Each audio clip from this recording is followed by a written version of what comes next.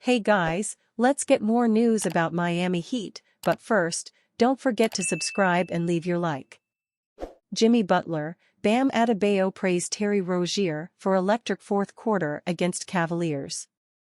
There's no denying that guard Terry Rozier is finding his rhythm with the Miami Heat, which is leading to praise from some of his top teammates. Star Jimmy Butler played a crucial role in Wednesday's win over the Cleveland Cavaliers alongside the 30-year-old guard. Rozier recorded 24 points and 2 assists on 50% shooting, while Butler finished with 30 points and 4 steals on efficient shooting. Terry put on a show, man. When half the arena is there to see you, you gotta come out and do your thing, Butler said. But I'm just proud of our guys for coming out and fighting a couple of men down and compete and get one on the road, which we definitely needed. Rozier's most notable moments were within the final minutes of the game. He drilled a three-pointer through contact, resulting in a 4-point play. He followed up that momentum-shifting play with a step-back shot from the arc to give the Heat a lead. All-Star center Bam Adebayo was forced to watch Rozier's performance from the sideline due to back issues but had no problem crediting him. Terry made big plays today, him and Jimmy definitely put the ball in the basket, Adebayo said. But that shot at the end of the game, I told him he was trying to be like me. Adebayo is making reference to his game-winning three-pointer against the Detroit Pistons on Sunday. Terry Rozier's go-ahead three-pointer with 14.5 seconds left helps the Heat beat the Cavaliers 107-104. Terry Rozier scored 9 points in the final 124, including the go-ahead three-pointer with 14.5 seconds on the clock, lifting the Miami Heat to a 107-104 victory over the Cleveland Cavaliers on Wednesday night. Rozier converted a 4-point play before sinking a 26-footer that gave Miami a 105-102 lead. After Georges Niang made a layup for the Cavaliers, Rozier followed with 2 free throws with 2.8 seconds remaining. Darius Garland had a chance to force overtime, but his off-balance, three-point attempt was off the mark and Cleveland lost its third straight home game. This is why we went after Terry, in a trade with Charlotte on January 23, Heat coach Erik Spoelstra said.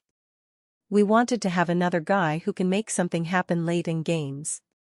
He has always been that kind of player in big moments with Charlotte and of course with Boston. Jimmy Butler scored 30 points and Youngstown, Ohio native Rozier finished with 24, helping Miami pull within one-half game of Philadelphia for the 6th and final automatic playoff berth in the Eastern Conference. Nikola Jovic added 14 points. Terry put on a show, man, with half the arena there to see him tonight, Butler said. Basketball is supposed to be fun and him doing it somewhat at his crib, in front of his people, was something. Jarrett Allen had 25 points and 20 rebounds for the Cavaliers, who remained third in the East.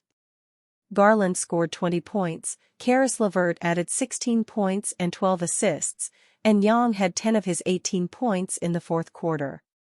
Cleveland was without 3 starters and all-star shooting guard Donovan Mitchell, nasal fracture, power forward Evan Mobley, left ankle sprain, and small forward Max Struss, right knee strain. Mitchell will have his status updated next week. All are closer, but I can't give you any projected timetable, Cavaliers coach J.B. Bickerstaff said. All-star center Bam Adebayo, lower back contusion, and shooting guard Duncan Robinson, back discomfort, were unavailable for Miami. Both saw action Monday in a 98-91 loss at Philadelphia. Coach told me it was time to take a game off, Adebayo said. It was more maintenance than anything else. Rozier shot just 27.9% on three-pointers over his first 21 games with the Heat, but made 5 of 6 in his Ohio homecoming. My teammates and my coaches kept reminding me who I am, Rozier said. They told me just to keep shooting. Knowing my guys believed in me meant a lot. The Heat built a 54-43 lead in the second quarter, aided by 3 Cleveland technical fouls in a 4.5-minute span before going into halftime up 61-57. Butler had 20 points for Miami, while Allen paced the Cavaliers with 14 points and 10 rebounds. Udonis Haslem explains his comments about Chris Bosh being the most important player of the Heat Big Three. Former Miami Heat veteran Udonis Haslem received some backlash recently for his comments about Chris Bosh being the most important player of the Heat Big Three era. On Wednesday, instead of walking back those comments, he doubled down on them and explained why the fans didn't really understand what he was trying to say. LeBron was the best player on the team, the best player on planet Earth, said Haslem on the Augs podcast. The most important player on our team was Chris Bosh because of the matchups he created. A lot of times when Bron and D-Wade need to get into that paint, they were attacking the paint. Now when you got a guy like Chris Bosh to space the floor, it gets the 5-man away from the basket, and that just allows LeBron and Wade to be their best version. Chris Bosh was very much the third option for the Heat. The 13-year veteran spent 6 seasons with the Heat before retiring early due to blood clots. In Miami, Bosh had a modest stat line with averages of 18.0 points, 7.3 rebounds, and 1.8 assists per game on 49.6% shooting. Bosh was a menace on defense and was Miami's primary rim protector throughout his tenure there. But as Haslem mentioned, Bosh's most valuable attribute was his ability to hit long-distance shots. By the end of the 2012-13 season, he was up to 2.8 attempts per game from deep. In many ways, Chris Bosh was one of the first modern stretch bigs in the NBA. Unlike Dirk Nowitzki and other old-school big men shooters, Bosh added the three-pointer to his game so he could stretch the floor for LeBron James and Dwyane Wade. Considering Bosh won back-to-back titles with this strategy, it's hard to argue that it was anything but effective on the court.